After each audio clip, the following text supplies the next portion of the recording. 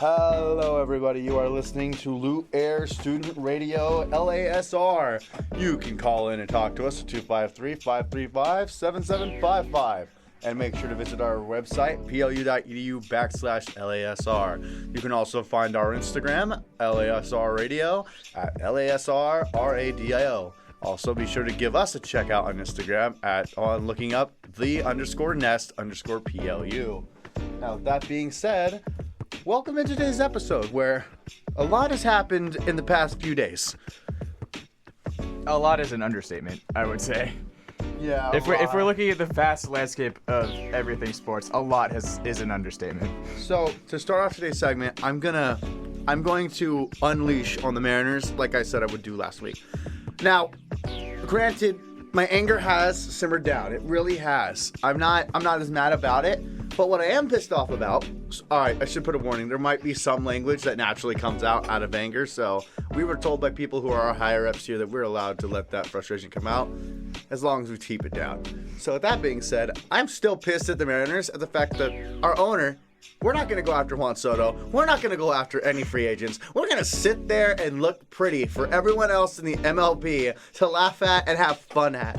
Look at the team that can't hit a fucking pitch, everybody. It's so fun. I love being a baseball team that sucks at hitting and is great at pitching. You know, it's great to have those low-scoring games. So not only are we going to, we're bored watching the game as we win or as we lose 1-0. We can't hit the ball either. It's so fun. And it's so nice having an owner who is just, he's just so good. He's just so good. As much as he keeps them in the team, I don't understand how you decide not to go after free agents when your strategy has failed the past 3 different seasons. We've been in the playoffs, haven't had any success there. We have banners for playoff appearances. I don't see any other team doing that. What are we, Detroit? I don't understand. What strategy is this, man? What is our strategy? I don't understand. You help me understand. What is this strategy? Are you done yet? No, fuck this team. Let's move on. I'm so done, bro. I said I wasn't gonna get so worked up, and now I'm more pissed. Now you're more worked up. Fuck this team, bro. Okay, let's just move on to the playoff picture and let's talk about something that I've been bringing up, and this mother lover, he muted me because I kept bringing it up, and I'm right. The MLB The Show predictions have been 100% accurate minus one game. Not 100%. Minus one game. Minus one game, they have been accurate. Now, the outcomes will probably be the same from what's going on. I still see the Padres superior team in Dodgers. I see the Yankees still superior over there. I see, who else? I see the Guardians not as good as the Detroit Tigers are playing right now. I mean, either game. I disagree, but we're going to find out today. No, there's no... We're going to find out regardless. It'll be tomorrow that we find out who takes the series lead. We're going to find out regardless. I'm telling you, the Tigers have that, what was the last 6 seed to make it into the World Series? I think it was the Diamondbacks last year. No, they were 5th seed. Well, that Miami works too. They got that Diamondback energy to them to me.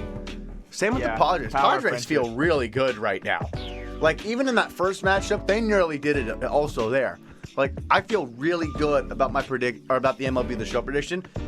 Both of our brackets were already busted. With the next 2 games being in San Diego, I think that's a huge advantage for the Padres. Oh yeah, the next 2 games, and all you need is 2 games to win. Yeah, I'm telling you, it's over. I really believe it. I think the Dodgers are going to be able to keep it at 5 games, but their season ends in Los Angeles to the Padres. I think their season ends in San Diego. You think? Ooh, that's a bold claim. I'm so confident. I'm very confident. Let's just leave it at that. Very confident in it. Because, look at the way I don't think Otani's done much. I've watched the games. Okay, speaking of him, have you seen the glazing? Yes. That Fox every is doing? single post. Otani's home run. What about the Padres? No. Okay.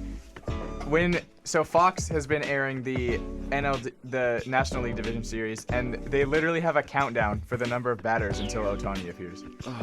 I genuinely thought that they were joking at first, but then I looked at it and I was like, Are you serious? I didn't see that when I was watching the game. It'll like where the scoreboard is in the bottom half of the screen, it'll right above it, it'll be like 2 batters away, Shohei Otani. It's like, oh my gosh. Well, I mean, hey, a thing that makes you money, of course you're going to love it. You're going to love the baby that makes you money, you know, that dollar. You're going to love that. It's disappointing that it's become the new Mahomes, but that's really what it has been. Look, the dude's good. I just don't like to see him. He's very good at his sport. I will not deny that.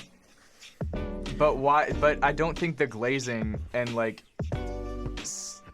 not everything he does has to be celebrated. It's become Mahomes 2.0. Yeah. I would be surprised if they're fighting with each other to not mention Mahomes during baseball games, and other than that, they should mention Otani. You know the Kansas City Royals announcers want to.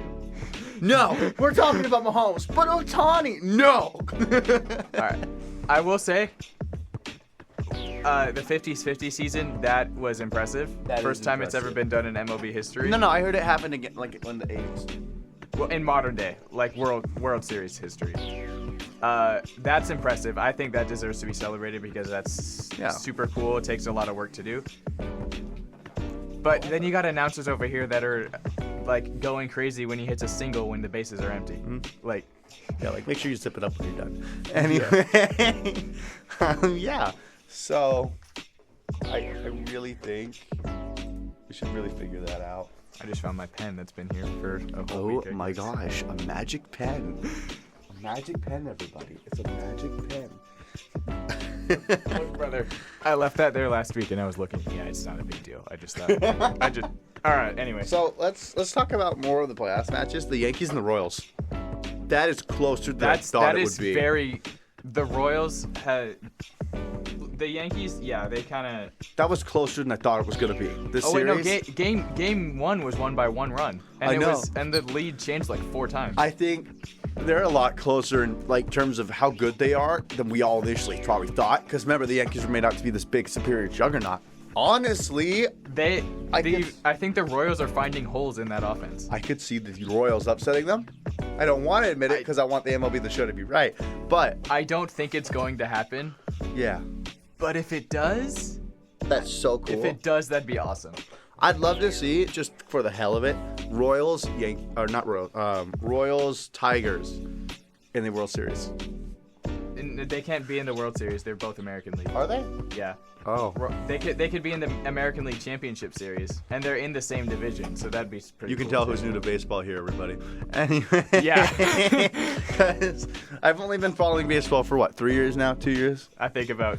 2 or 3 years. 2 or 3 years. So, And I went off on the Mariners after that short of time. I can only imagine me in, 10 years, man. Dude... Compared to you, who's been a Mariners fan their entire life. Me and my family have been Mariners fans our entire lives. I think we have it much worse than you do right now. I think that's why my dad never let me watch the Mariners growing up. Did he actually never? Yeah, he never let me watch the Mariners. That's crazy. Yeah. He never wanted to, but I think I might know the reason why now. So they have not been good.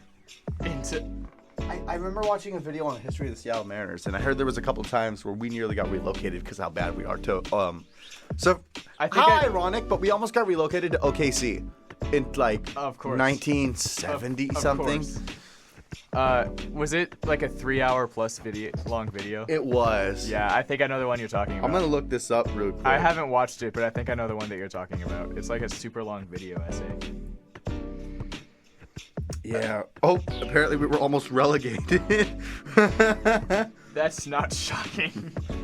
All right, it was during 1992 because we wanted a new stadium. We almost relocated to Tampa Bay, Florida, where the Rays are now.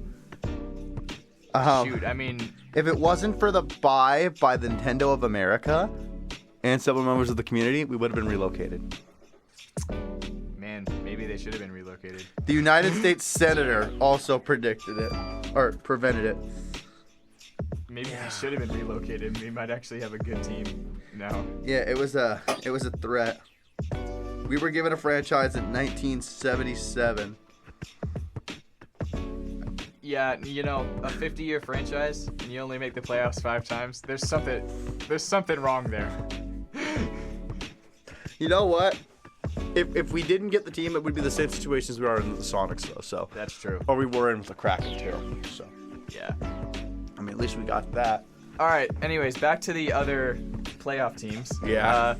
Something I learned I found interesting. This is the first time ever in Major League Baseball history that both the ALDS and NLDS series have been tied at 1-1. Wow, first time ever? First time ever. Wow. Which is actually, that's insane to think about considering how long the sport of baseball has been around. I mean, that just shows how good the playoffs this year are, honestly.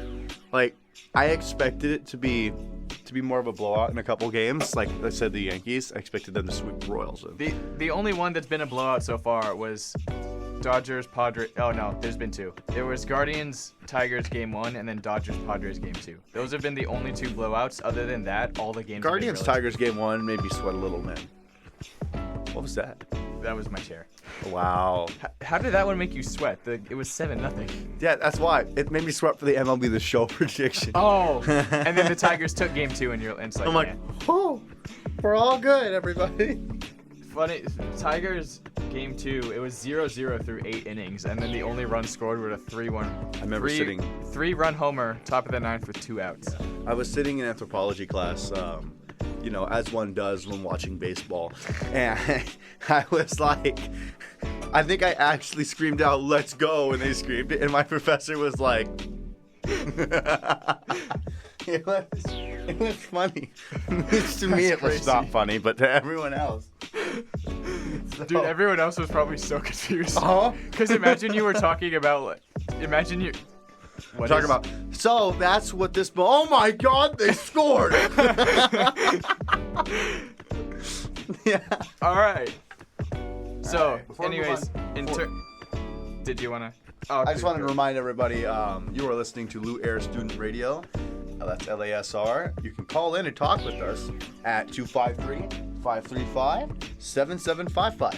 Again, that is 253-535-7755. Go ahead and give us a call, and we'll pick you up, put you on the show.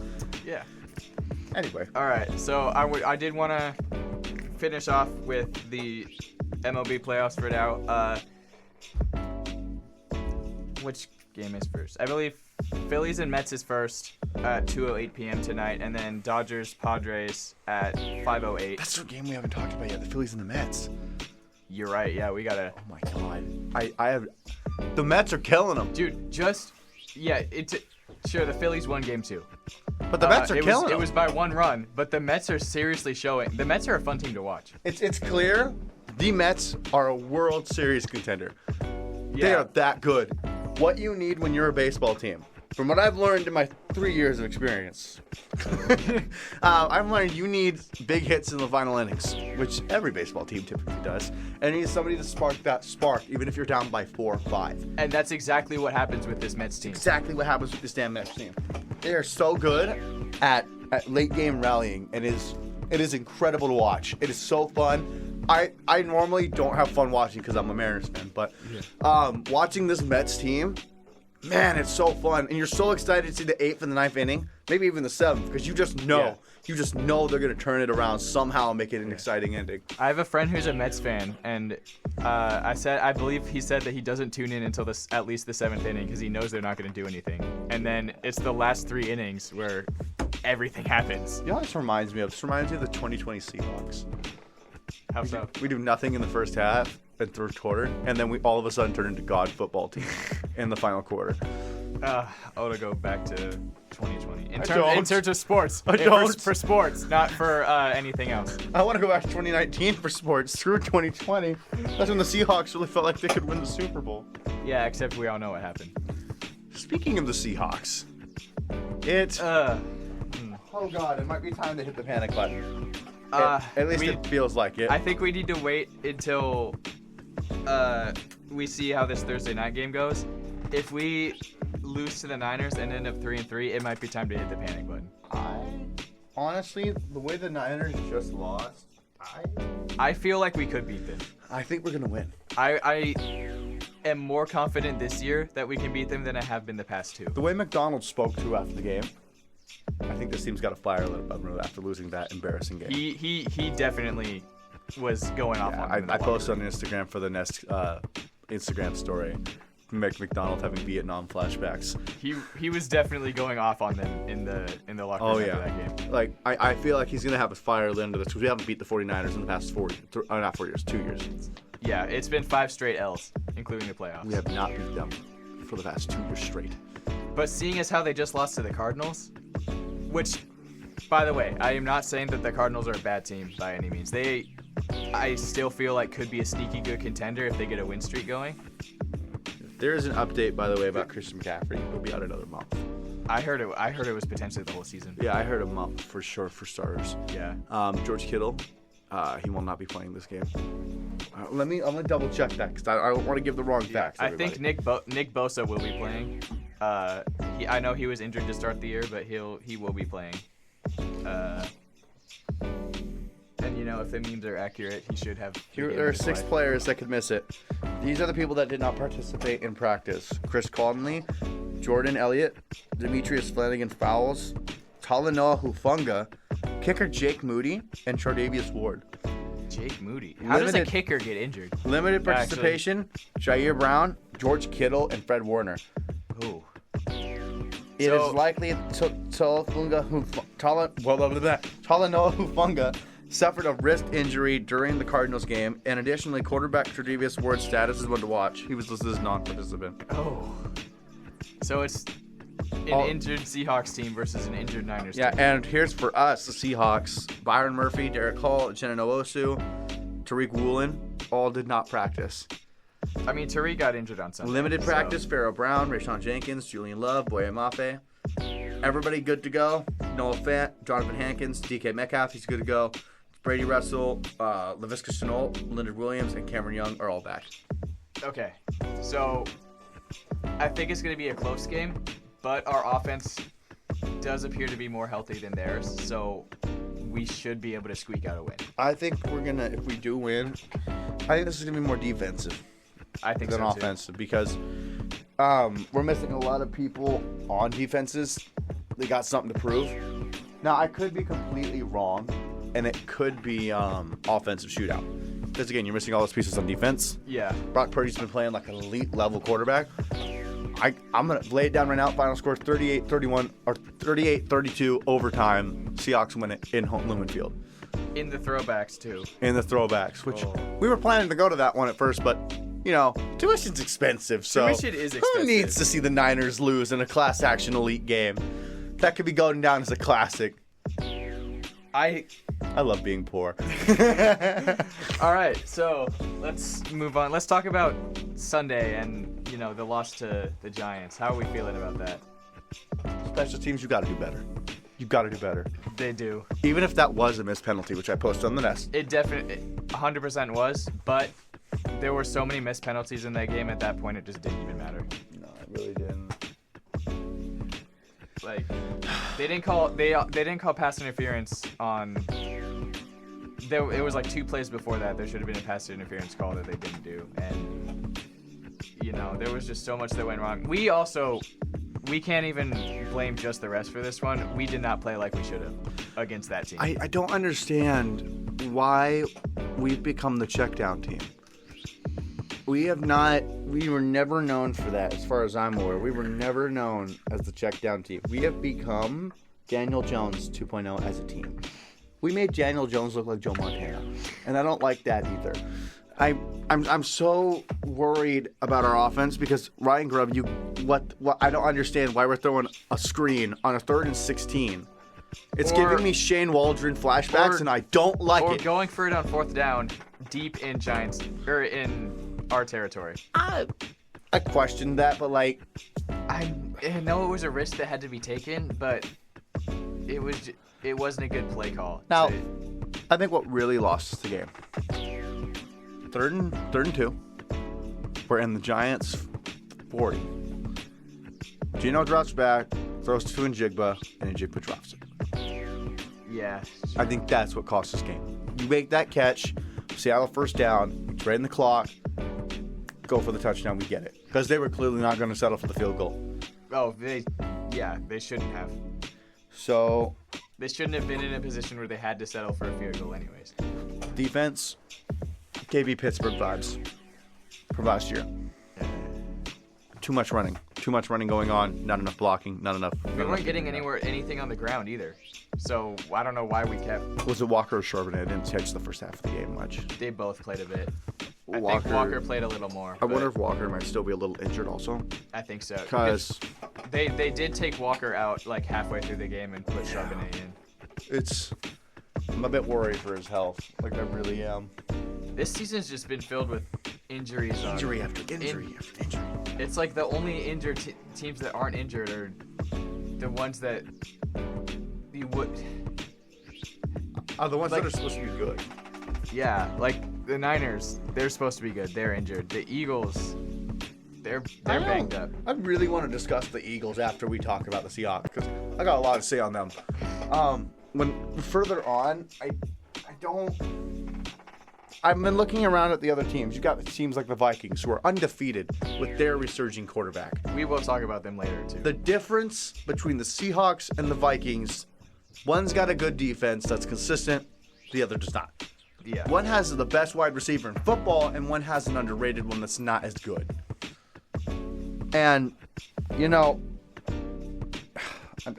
don't like comparing them because they're different teams, but there's a reason the Vikings are undefeated, and there's a reason why the Seahawks are 3-2. And I don't think anybody saw the Vikings going 5-0. I don't think anybody even saw them winning 5 games. I had predicted, after I heard J.J. McCaffrey was out, I predicted them going 5-12. Which could still happen if something happens horribly. That is still a possibility. If something horribly goes wrong, because Darnold got injured this past game. He took a big shot to the ribs, and he wasn't himself after that. Yeah, because they only put up, 10 more points after that when they put scored? up 3. 3. Oh, yeah. When they scored 17 in the first quarter. Vikings got to figure out something in the second half, or else it's going to go bad. It's going to go really bad. You got teams like the Seahawks coming up. You got have they faced the Cardinals yet? The Vikings? No, I don't think so. You got the Cardinals. You got the Rams. You have. They took down the Niners, though. You got the Lions. Oh. Well, you got the Lions on week 7 in the afternoon. I hope they flex it to prime time, but they won't. You're going to have the likely 4-1 Lions traveling to Minnesota against your 5-0 Vikings in a game that should be prime time, but won't be. You got the Lions there. You got the Lions again in Detroit later on in the season. You got the Packers again. You got the Bears twice. That's one hell of a schedule right there. And this is giving me 2016 Viking vibes. They started that season 5-0 also. They finished the season 8-8. Oh, I forgot about that. It's one hell of a schedule to finish with.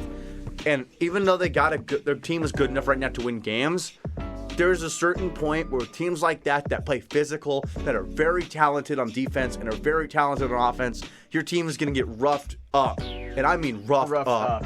You got teams that play tough. Who's on the Cardinals? Budda Baker?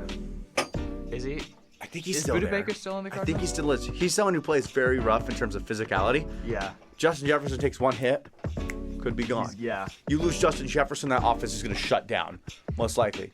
Jordan Addison's still there, but Justin Jefferson's the reason why y'all been making those explosive plays. Justin Jefferson, he needs to stay protected as much as he can. Yes, he really does. He's part of the main reason that the Vikings have been so good. I believe the Lions are going to beat them to end their undefeated streak, but I believe the Vikings finish with an 11-6 record. I think the Vikings could realistically still take the NFC North. I think they might. It just depends on certain factors, like the Lions, really. Yeah. I really think the Lions are really freaking good. I would not mind a Minnesota-Detroit NFC title game. That'd be one for the ages, honestly. I want to see how the Vikings do against Detroit before I make any judgment call on the rest of their season. That is true. I will say. Even if they lose, if they keep it close, that could be a very good sign. If the Lions go into Minnesota and they just knock the doors off of the Vikings, I'm very concerned for the Vikings. I don't care if you're 5-1. If you're claiming that you're a Super Bowl team, And I believe in you. I believe in the Vikings. I believe in you, Minnesota. I believe in you. Sean, if you're listening, I believe in your team. But there comes a point where if you're getting the doors blown off you by a team that is what we all know is Super Bowl caliber, how can you be Super Bowl caliber? Look at the Bills. They're not Super Bowl caliber. I don't care what their record says. I don't care what they say. You don't have a wide receiver one. You are not Super Bowl caliber. Look at the Ravens. I think the Bills' play calling at the end of their game on Sunday really shows us, like, sure, their offense may be great, but why are you punting it why are you punting it with like 20 seconds left? Also, why are you passing it 3 straight times when there's 2 minutes left in the game and you can win it by running the clock out and kicking a field goal? Why? And then you're just letting the other team nail a 60-yard field goal. Why are you passing it 3 times? Why aren't you running the ball? Dude, Josh Allen's stats were horrible for that game. He was 9 for 23. You also see he got knocked out during the game and they didn't take him out? Why don't you take your quarterback out? He surprised possession. I'm going Mickey Mouse over here because I'm so confused. All right, so while we're staying on this topic, we have 2 teams that are still undefeated. One being the Vikings, which you brought up, and 2 being the Chiefs. I gotta address that. I brought up a question: is which team do we think is going to lose first? They both have a bye week this week, so we won't get to find out. Who does Kansas City play? Kansas City has San Francisco, Las Vegas, and Tampa Bay. The Vikings lose first. I say that. Minnesota has Detroit, the Rams, and Indianapolis. Yep, I think Minnesota loses first. Even if they squeak out a win against Detroit, you got the Rams after. You got the Colts. Colts shouldn't be a problem. I don't think. I actually disagree. I think the Colts could be a bit of a problem, and the Rams are just going to run. Like, is Mr. Joey Flacco? You think Joey Flacco is going to be there that long? Once our baby Anthony Richardson comes back? He's better than Anthony. Speaking of Anthony Richardson. He should have been benched. Speaking of Anthony Richardson, how did bro fall off so hard? They should have benched him his first season. I really believe that. Yeah. And signed a veteran quarterback to actually take the wheel. Gardner Minshew would have been a great person to learn behind. Yeah. And that now he's on a team that is unfortunately not good. Or Gardner Minshew, not Anthony Richardson, but yeah. Squeaky over there. I hate this chair. It's very unfortunate what's happened to the 2023 draft class.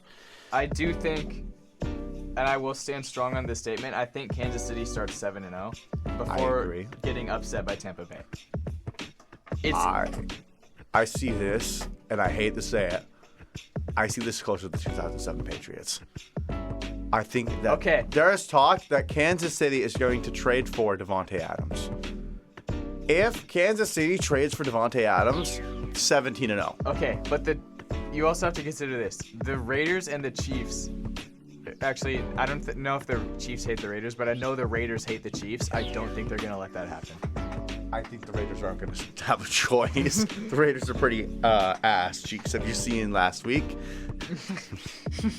did they play last week? They played the Broncos. Oh, yeah, that's right. And the Broncos blew the doors off them. And if the Broncos do that to you, you don't stand a chance against Kansas City. That's a wake-up call. If the Broncos... You're being destroyed by the Broncos. You don't deserve to be recognized. Yeah. And in the last 3 weeks, Denver hasn't looked terrible. They've looked really good. I wanted that franchise to stay in the state they were in. They deserve that for taking Russ away from me. Well, in all fairness, Russ ain't with them anymore. I think the Vikings will lose against Detroit. If they don't, I see them going past the Rams, the Colts. Don't know who they face after that. I didn't look into it. I just wrote down the next 3. I think they could let me see then. Because I do think they can beat the Colts. I think they can beat the Rams. But I don't know about Detroit. I'm really, really worried about Detroit for them. They face the Lions, the Vikings, the Colts. Lions, Rams, Colts, Jags, Titans, Bears, Cardinals, Falcons, Bears, Seahawks, Packers, Lions. So besides the Lions, their schedule is kind of a cakewalk. Packers. They played them once already and they took Seahawks. it. Yeah, I know. Lions again. That's why I said besides Detroit, it's kind of a cakewalk. Look at these final 6 games. Cardinals in Minnesota, Falcons in Minnesota, Bears in Minnesota, Seattle. They have 3 straight home games? Yeah, Seattle hosting the Vikings, Packers in Minnesota, and then you got the Vikings to end the season in Detroit. I could see them being undefeated until... If they beat the Lions and the Rams, I could see them going undefeated until the Cardinals game. And I think they dropped their first one, they dropped the second one against the Falcons, and they dropped the third one against the Seahawks, and they dropped the fourth one against the Packers. You think we're going to beat the Vikings? I do. Right. I do think that. I would put money on that game for the Seahawks to win. No, we're not doing that again. I learned from last night. So, yeah. All right. As far as Kansas City, I think they'll go until the Bills knock them down. Because the Bills always get them somehow. Bills always get them in the regular season. If the Bills don't get them, and the Bucks don't get them, they're winning it all. Winning through like the 17-hour, I mean. And what a greater story for the NFL's baby franchise. Going undefeated for the first time since the 2007 Pats, but this time winning it all and three-peating also, breaking all those records so they can mark them as the best team ever. I would stop watching the NFL. I am saying that right now. If they go 17-0 and win the Super Bowl, I will not watch the Next NFL. year, the Chiefs, will they four-peat? I will not watch the NFL. Man, if the Chiefs just start four-peating, I swear to God. I can't handle it. I can't handle another year of the Mahomes. Kermit the Frog has to go. Oh my. Kermit has to go. This is not okay. All right. Do we want to stay? Have we covered everything we want to for I think we football? covered everything for that. We might come back to it, but let's go to the NHL, where you'll probably be taking center stage here because I don't know much about it. I'm not a hockey guy personally. I don't know a whole lot either, but I'll see, what I can do. I'm gonna name the episode something like "Why are we talking about hockey?" because I don't know nothing about it, buddy. This is all you. Hey, you know what? We're talking about it today because the season opens. Fine, as long as you agree, no soccer, then I'm fine. I don't know shit about soccer. So. I don't either. That's why we're not going. All right. So, season opens today in Seattle. Puck drop is at 1:30. That is 38 minutes from now. The Kraken will be taking on the St. Louis Blues at home to open up the season. I think, and I'm going to say this harshly, but I think they're going to open up with a close loss. Maybe like 4-2. Blues, I believe, are the better team. They've had our number ever since we were a franchise. And I think it's going to be a close loss at home. And then you have 3 straight road games. So it might be another rough start to the season, which has happened our previous 3 years of existence. But then things are going to start to pick up towards the middle of the season, as they generally do. I have our final record at 45 wins, 29 losses, and 8 overtime losses. Is that enough for a playoff berth? That would give us 98 points, which, yes, can get you a playoff berth. Imagine we still don't. That would be the most Seattle thing ever. The Golden Knights got in the playoffs last year with 98 points. We could make it in. So we could make it in. I think we make it in as a wild card team, which I think now should tie to my way too early way too early playoff seedings. I didn't go do a full bracket because I think that's doing too much, but I got playoff seedings. So first off, I'm going to explain how NHL playoffs work for those who don't know, because it's probably the most interesting in terms of all the other sports. So you have the top 3 teams in each division all get a playoff spot. So for Central Division, I have Stars, Predators, and Avalanche representing the Central Division as the top 3 teams. I have the Oilers, Canucks, and Golden Knights representing the Pacific Division. Panthers, Maple Leafs, Bruins for Atlantic Division, and then Rangers, Devils, and Hurricanes for the Metropolitan one. Then it comes to the wild card teams, which I think is super interesting. Wild card teams, you stop looking at division-wise, and you just start looking at in terms of conference. So for the Western Conference, I have wild card 1 is the Kraken going against the Oilers in round 1, and wild card 2 I have the Blues going against the Stars. The way that the wild card works is essentially it's just after the top 6 seeds are figured out, it's literally just the next two teams in the conference that have scored the next points. It doesn't matter what division they're in. It's just so let's say that you've already got 3 Central teams, 3 Pacific teams in. Those are the ones. You could have 2 more teams from the Pacific Division that are better than the 4th place finisher for the Central Division. Those 2 Pacific Division teams are going to get in. I don't think that's what's going to happen, but it's going to. Is this making sense? I am completely lost, but yeah, it makes sense. Okay, it's a point system. I'm sure it makes sense for people who watch hockey. For me, I will never get this. I said the same thing about baseball, though. What happened? It's a. Think of it this way. It's a point system. So, a win in hockey is 2 points. An overtime loss is 1 point. Damn. A regulation loss is 0. So it's based on the number of points that you get. So for us, I have us finishing with 98. And the top 8 teams, basically, I probably should have explained this easier. It's the top 8 teams from each conference in terms of points. All right, gotcha. And then, I don't think I touched on my wild cards for the Eastern yet. I have the Tampa Bay Lightning as wild card 1, and the Pittsburgh Penguins as the 2nd wild card spot. Oh no, not Pittsburgh. Yeah, so I think that about covers it for hockey season. We got breaking news coming out of the NFL right now. Oh, what is it? It's nothing too big, but something that goes hand in hand with the Robert Saleh fire that happened this morning. Oh, yeah, I forgot about that. Apparently, Robert Saleh was going to fire Nathaniel Hackett this morning. And then they fired Rodgers Robert heard Saleh. about it, and Rodgers didn't like it. And in a power play move, he got Robert Saleh fired to protect Nathaniel Hackett's job. That is why Robert Saleh got fired. That's such an Aaron Rodgers thing to do, though. That is why he got fired. Because Aaron Rodgers went Because to the Aaron Jets Rodgers didn't want to organization. lose to Nathaniel Hackett, who should be out of the league by now. Why is a man like Aaron Rodgers protecting somebody like After what he did in Denver, he should be charged with war crimes. Yeah, no. Why are you protecting Nathaniel Hackett? It's his of best all buddy, though. coordinators? It's his best buddy. All right. All right, so let's get to the one I know you've been itching to talk about. Posting it all over the nest, been wanting to talk about it. College football week 6 and holy upsets. Here we go. Holy cow. Let's start Okay. with the biggest one. Number 1, Alabama dropping against, I forgot the name of it. Vanderbilt. Vanderbilt. Vanderbilt.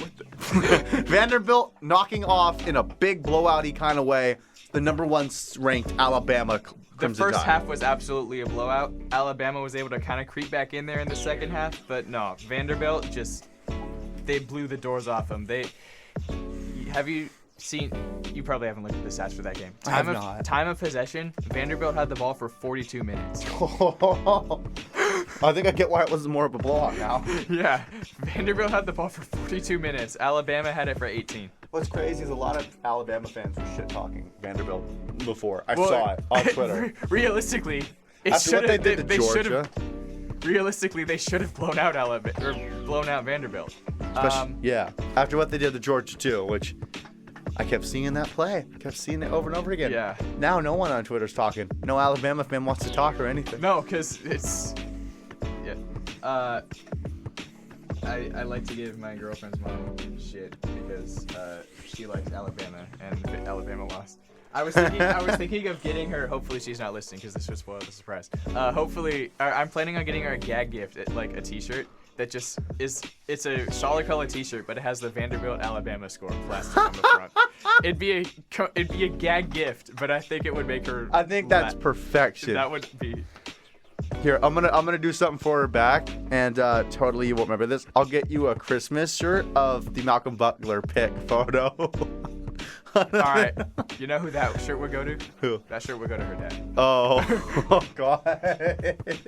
Again, as a gag gift, but I would just want to see their reactions to those shirts.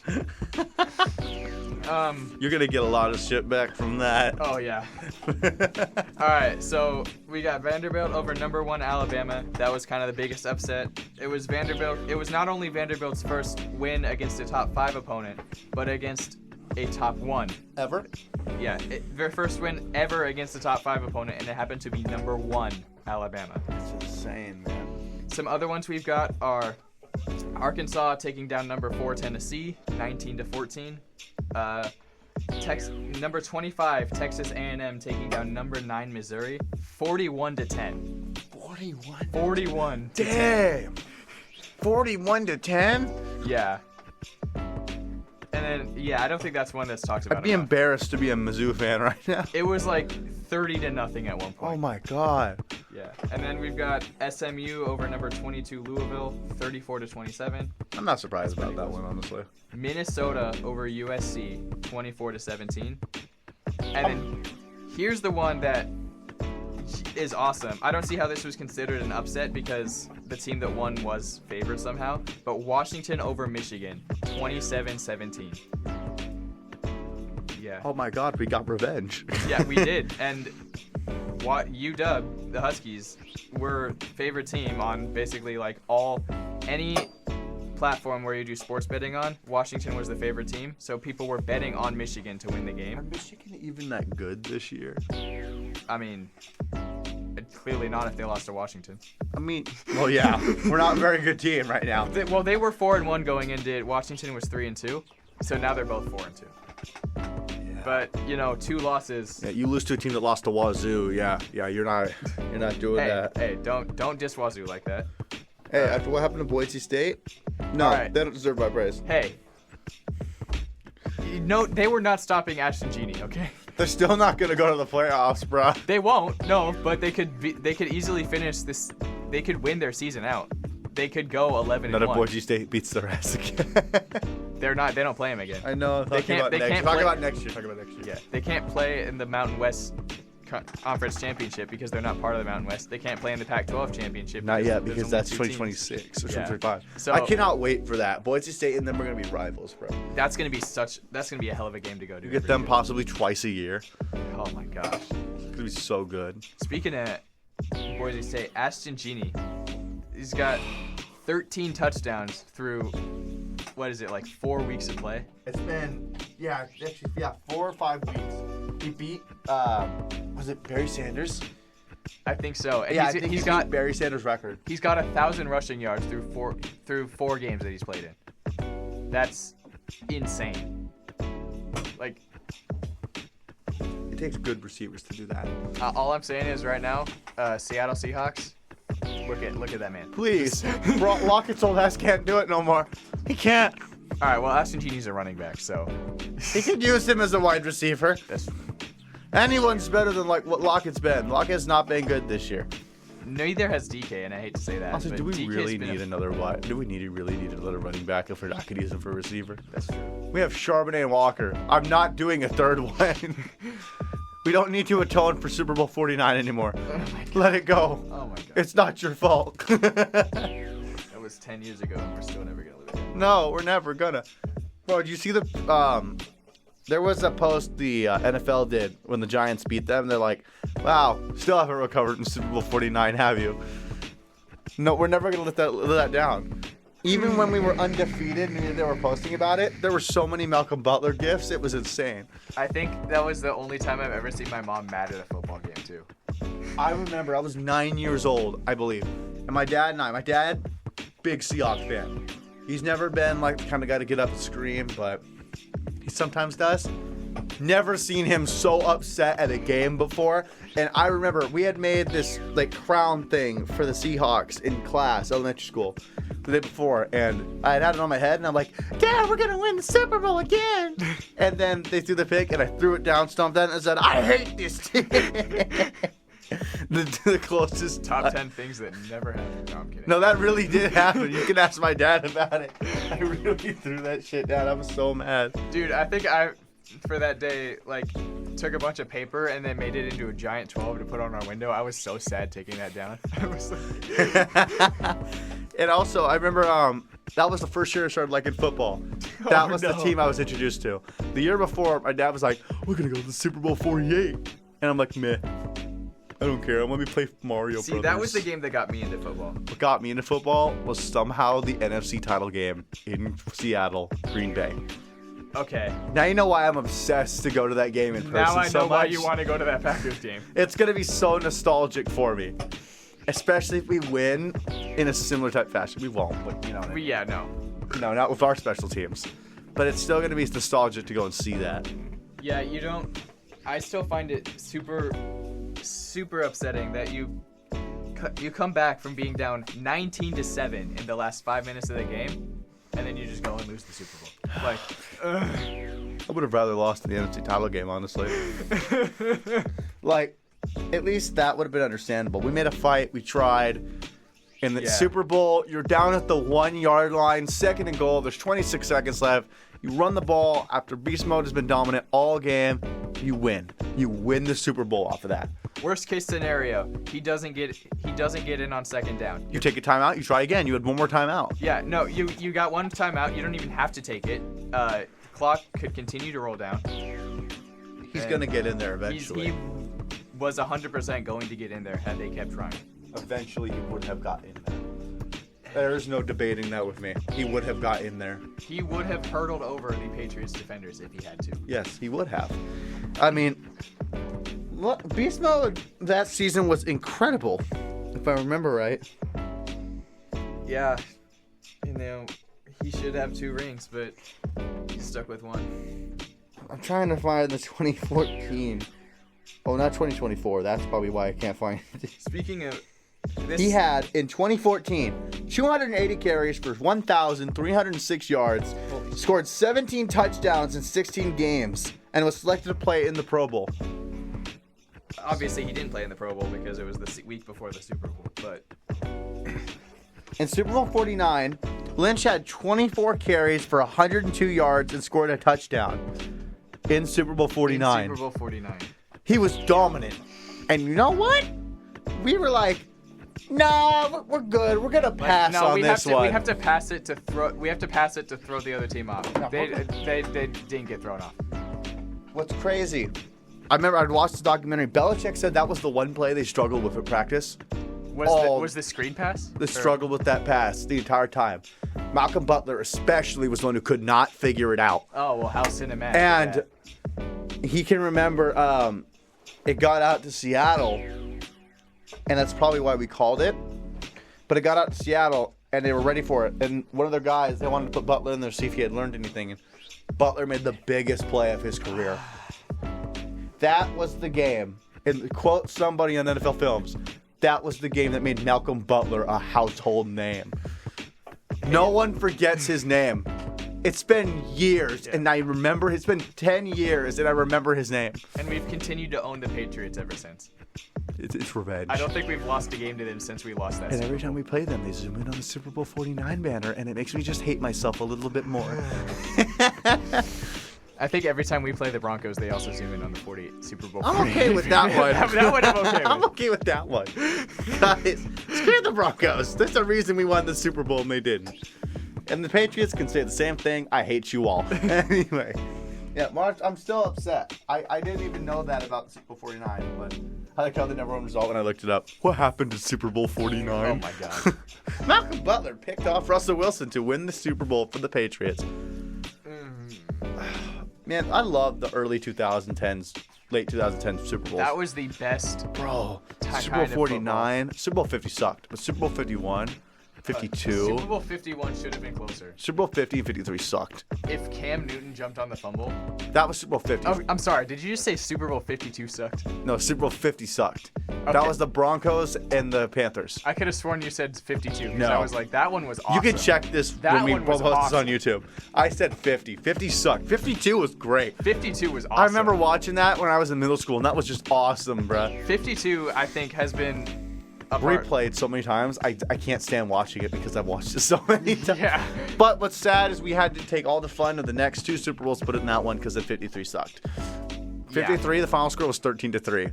That was the lowest scoring Super Bowl of all time. My dad was on Facebook, and there was a meme I remember succinctly. It was a photo of a guy watching a fence, and it said still more entertaining than Super Bowl 53. See, 54 was awesome, though. something that I will never get over with Super Bowl 53 is the Rams are already losing 13-3, clock's winding down. Why are they going for a field goal? They go for a field goal. They don't make it. But when the clock's winding down, why are you going for it in the first place? I don't know. Ask Sean McVay. He's the genius here. I just love it when the Rams and Niners lose a Super Bowl.